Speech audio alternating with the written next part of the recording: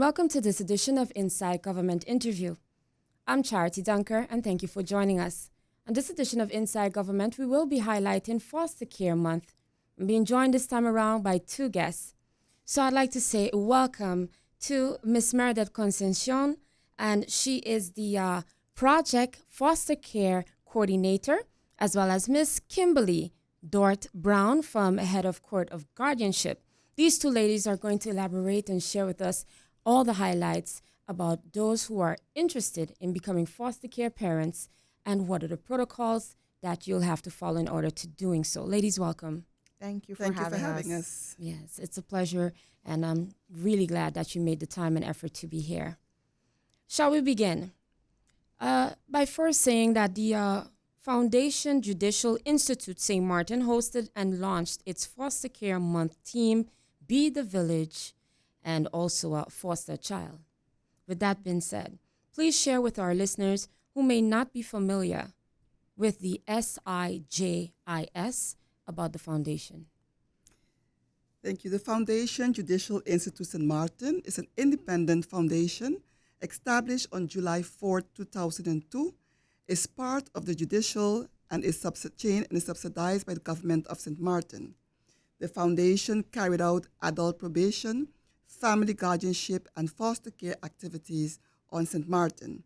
The Family Guardianship Department executes the protective measure order of minors imposed by the court, provide guidance to the minors, foster parents, and extended family members, and inform the Court of Guardianship and the Court of St. Martin regarding the progress of the protection measure. The Unit Foster Family Central is an important supporting role for the Family Guardianship Department. The unit is responsible for recruiting, selecting, training, matching, and supervision of the foster parents and mentors. All right, thank you for sharing that with us. Is there more that you also would like to highlight? Yeah, foster care. I just want to mention what is foster care. Foster care is a temporary placement that provides a safe, stable, and secure environment for children and youths outside of their own home environment. And the foster care, the parents provide a supportive and stable family for those children until their situation at home are solved. And May month, but we're gonna come back to that. May month. Yeah, let's just hold that thought. Yes. Government's role in when it comes to fostering and the whole establishment, what's their role?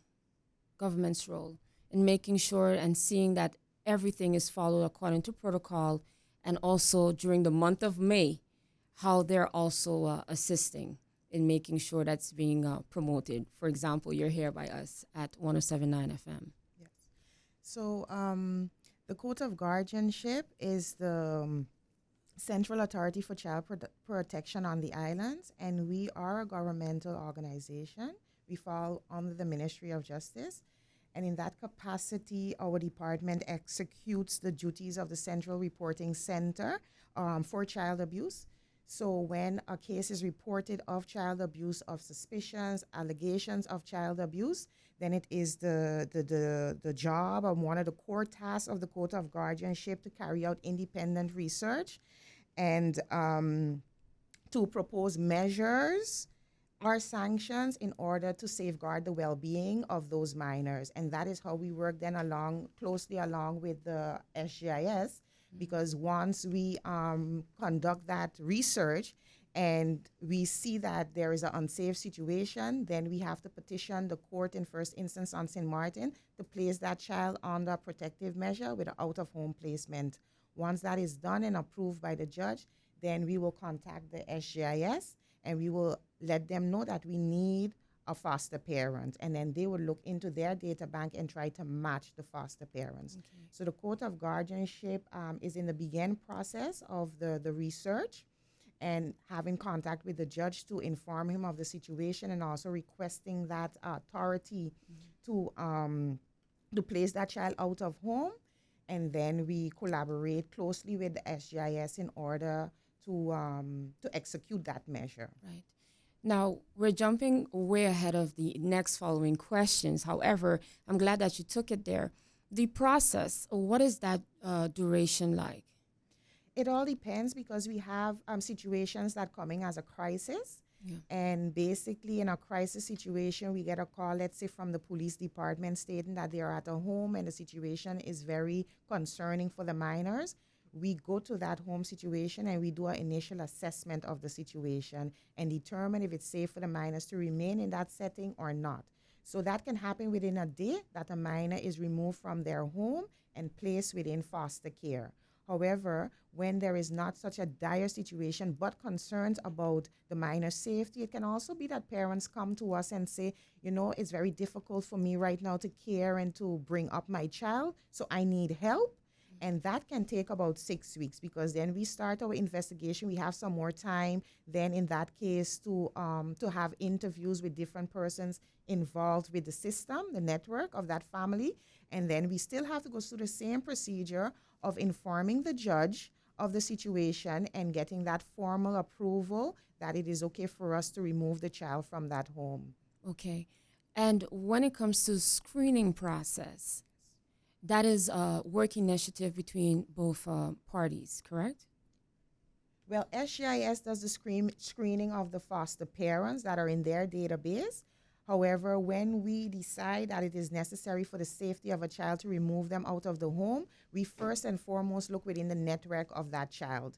So we see if there is an aunt or a grandma or a neighbor that is able to take up that responsibility. The first approach. Yes, yeah. that is the first approach.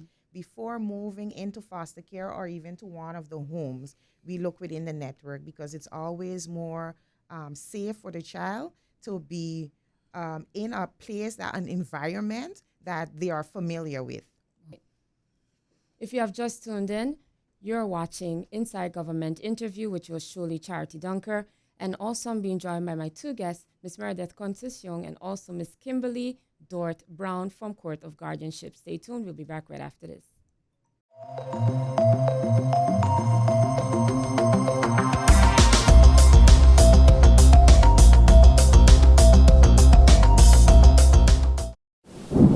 This hurricane season, there's a lot you can do around your home to help protect it from hurricane winds. Before a hurricane strikes, trim trees on your property and get approved window coverings. Also ahead of storms, be sure to collect loose outdoor items. For more information, visit stmartingov.org/hurricane. And for the latest coronavirus COVID-19 guidelines, visit stmartingov.org/coronavirus. This public service announcement is brought to you by the government of St. Martin.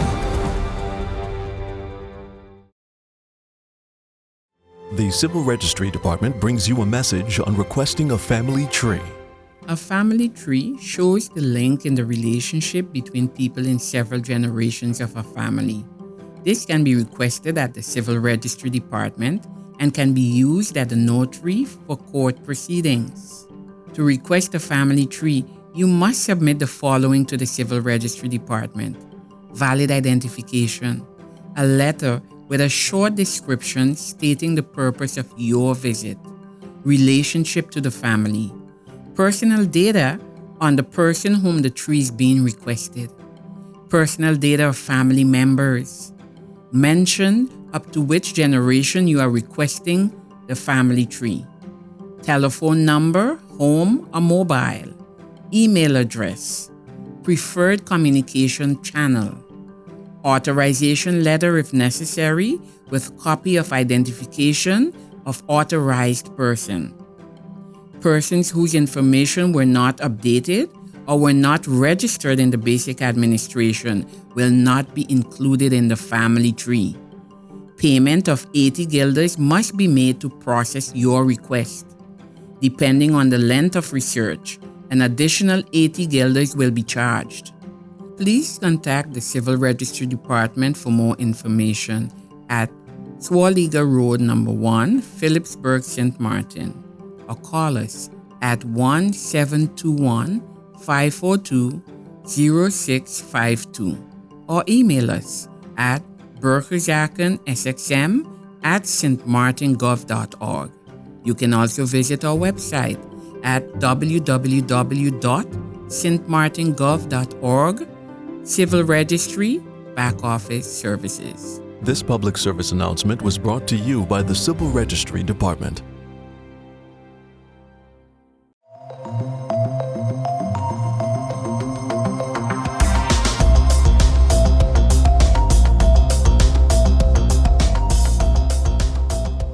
Welcome back to this edition of Inside Government Interview with yours truly, Charity Duncan, being joined by my two guests from the Court of Guardianship, Department Head, Ms. Kimberly Dort Brown, and also she's been joined by Ms. Meredith Concession, who is the Project and Foster Care Coordinator.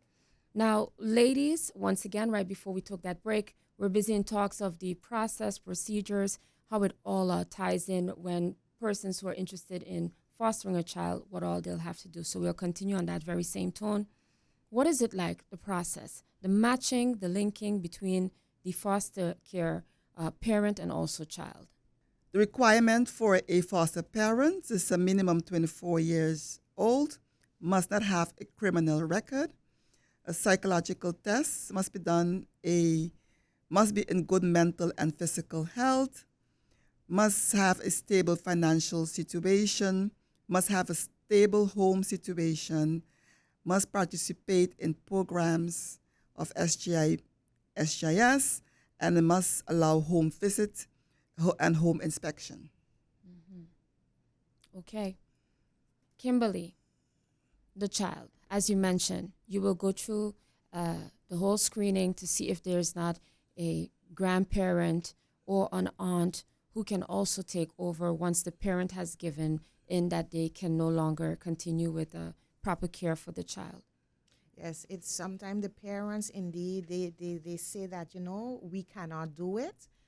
In other situations, we have to decide that it's best for the child to be removed from that situation. Not all parents are immediately there yet to understand the unsafety of the situation provided due to different reasons. We deal with parents that have addictions, we deal with parents that have psychological issues, so they are not always at that point to really see the situation that is being created, the unsafe situation that is being created. So it varies depending on the situation, whether a parent is the one that is saying, I need help, my child needs to be temporarily removed from me because I cannot deal with it right now. And in certain cases, we really have to enforce the law and remove that child against the will of their parents.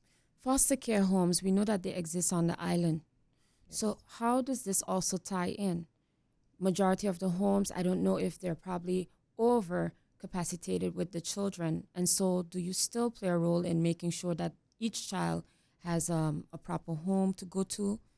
Are those children also up? I don't want to use the word as candidates for potential foster care parents. How does this also tie in? Well, like Emily just mentioned, that we look into the family network first. And if that is not possible, then we look into a foster family. And if we don't have any foster family, then we would place them into the foster home. But at the moment, the foster home is full to capacity, so we really don't have any more space in the foster home, the existing foster home. Hence the call to action, where we are recruiting foster parents and mentors so that we can have a database of mentors and foster parents. So when the children are being placed with us, that we have someone to take them in. Right.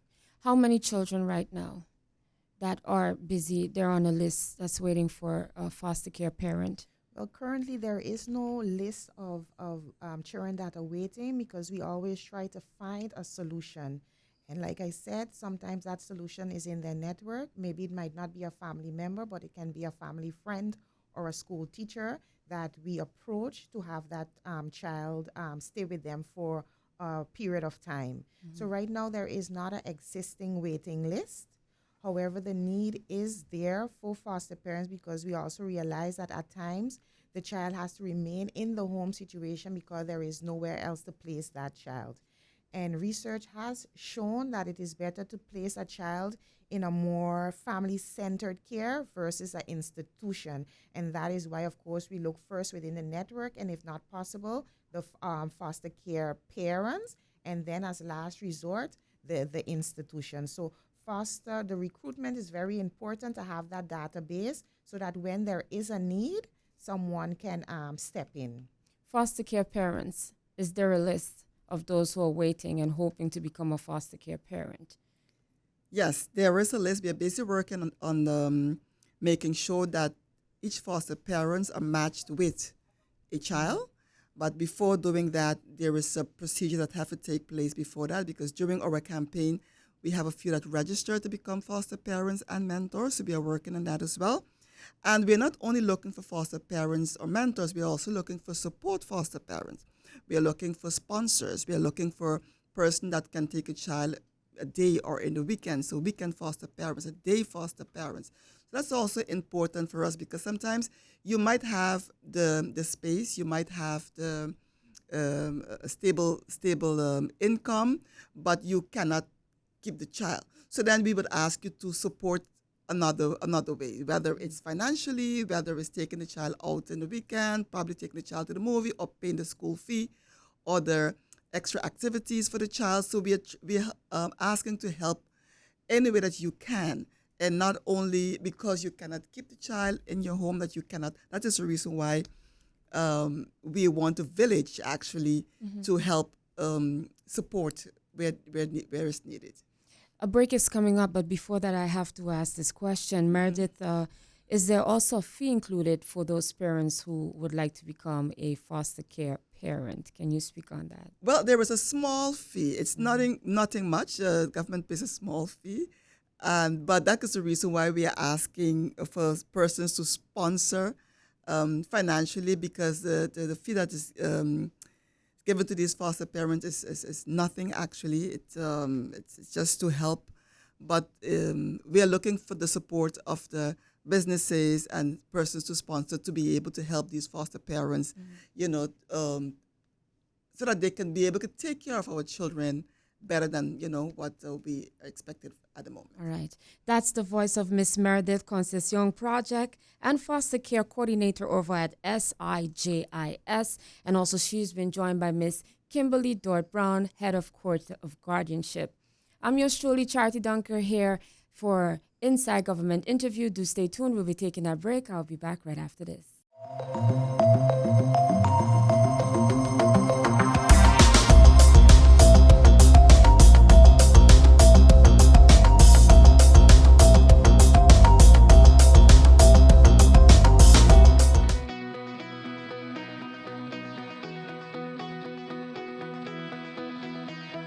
Welcome to the Department of Statistics.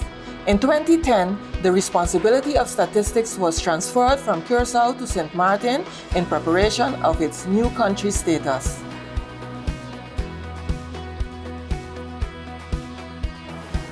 Thank you. We are officially responsible for collecting, analyzing, and disseminating statistical information for the new country CIMAT. Our mission is to generate valuable statistics independently and thoroughly, focusing on professionalism, confidentiality, objectivity, accuracy, reliability, and promptness. Our vision is to build a sustainable statistical agency that is a leader in providing official quality statistics for the benefit of the nation of St. Martin and the international community. Data can be considered core drivers of all countries. Based on data, you can adjust policies, improve your country, and monitor how your country develops. We publish official economic figures such as the gross domestic product, price inflation, and the labor force.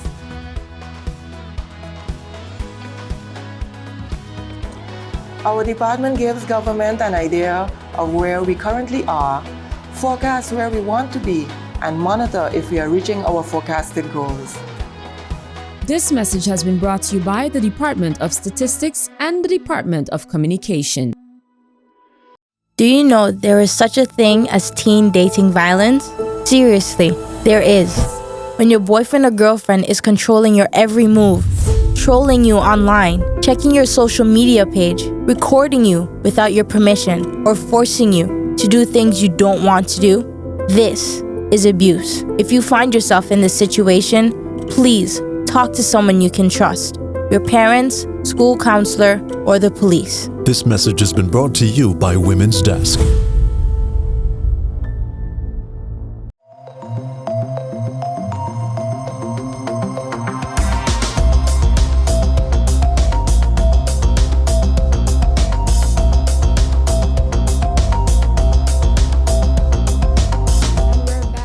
Welcome to this edition of Inside Government Interview, where we're highlighting Foster Care Month for the month of May and beyond. Once again, my two guests who are here with me, Ms. Meredith Concession. She is the Project and Care Coordinator over at SIJIS, and also from the Department of Court of Guardianship, head of the department, I may add, is Ms. Kimberly Dort Brown. Ladies, now, before the break, we left off. We talked about the fee. And for those parents who are interested, potential foster care parents. I said parents, so I have to be specific. The stories you've heard, now we're going to move forward from those parents who have turned foster care parents. The joys that it brought, some of the challenges between them and adapting to being parents. What are some of the stories, if you may share, please? Well, if I may share, it varies. It varies. We have some foster parents that are very happy. Some of them even take in, for example, 3 children at a time, and the joy that you would see when the kids are doing different activities with them, how happy, they brought so much joy in the life of these children. So it works positive for the child and for the foster parents, because both of them, you would see that they are very happy, together. And it's also important that where it's possible that we allow these children to continue visiting their parents as well, because it's also important for the children. But what the change that the foster parent actually has brought to these children, it make us know that they're doing a good job. So we really would like for other foster parents to help us, because for the children it's very important that they have a different life. They feel that love. They feel what it is to be a child again. Mm-hmm. So it's important. But we do have also foster parents that sometimes it's very difficult for them to adapt to the child, or the child adapt to them. And then at times even though we did the matching and all of that, it's just don't work, So what happens in that process? Then we will try to talk to the child and see where we can either place the child with another foster parent, do a rematching, and for the foster child and the foster parents. Okay. Yeah. Kimberly, you made mention of something very important, whereby Court of Guardianship's job is to make sure that the child is secure at all times. Now, when you're looking for parents and matchups with the children or the child, is it that you're looking at parents who are single? Does it matter if it's single parent, or it has to be a couple that will be applying to become a foster care parent? No, it's not it doesn't have to necessarily be a couple. Single persons can also register to become a foster parent. And based on the child needs, the matching will take place. Mm-hmm. Yes. Those who are qualified and those who are not eligible. Let's talk about that. Parents. Well, for those that might not be qualified to foster a child full-time, maybe they can look into becoming a mentor for a child. And a mentor basically does activities with a child on a regular basis just to get them out of that situation and do something fun with them. So those that might not be eligible, or maybe you don't have the time to foster a child 24/7, then they can also apply or register to become a mentor, because we are also in need of mentors. The pre-trial process. What is that like, and how is that carried out and executed? Are you also present with the parent and the child to monitor how this goes? I know that I'm sure there's a at-home visitation to see how everything's working out. Walk us through that process, please. Well, it depends on the situation. Let's say the crisis that took place at that time. We always, of course, establish visitation between the child and the parent. However, some visitation is under supervision, and that does not always take place at the home, but maybe at the office of the SGIS. Okay. And then the family guardian is present, and they can then supervise the visitation. How many children is it possible for one to have and request for as foster care parents? No more than 4. Okay. Yes. And you try Opposed to maintain that they all are siblings? We try to maintain the best possible. Yes, we try to maintain that. Okay, great.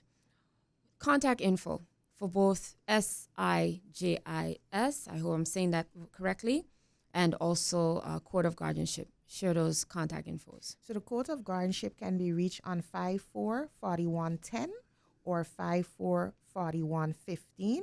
We also have an emergency number, which is 914, that we can be reached after hours in the event of a crisis. Mm-hmm. And the Foundation Judicial Institute St. Martin can be reached. The number is 5423449 or 5264310. Month of May, that's what the focus was on, but I'm sure it carries out beyond the month of May. So Meredith, as a care coordinator, what else can the public be expecting and hearing from SJIS? I hope I'm saying it correctly. Yes, well, on the 26th of May, we have our Family Fun Day from 10 to 4 at the Emilia Wilson Park. And we are inviting the general public to come out with their children to enjoy, have fun with them, because we really would like for everyone to come out and support that event on that day. And on the 28th, we have a walkathon for the kids. We also asking the general public to come out and walk. It's a short walk because the kids will be walking as well. It's a Front Street Boardwalk. So it's a short walk. So we're also asking the general public to come out and support the kids as well on that day. Okay. But there was going to be 3 sets of events that's going to take place? We have a soft opening of our new home. We have our new home. Okay. In addition to the other foster care homes on the island. Yes, and that would be the last event for the month that we're going to be opening our new home, and that we can now place children in that new home. All right. How many children? Capacity? 18 children capacity. All right. And enough hands on deck helping staff? Yes. Okay.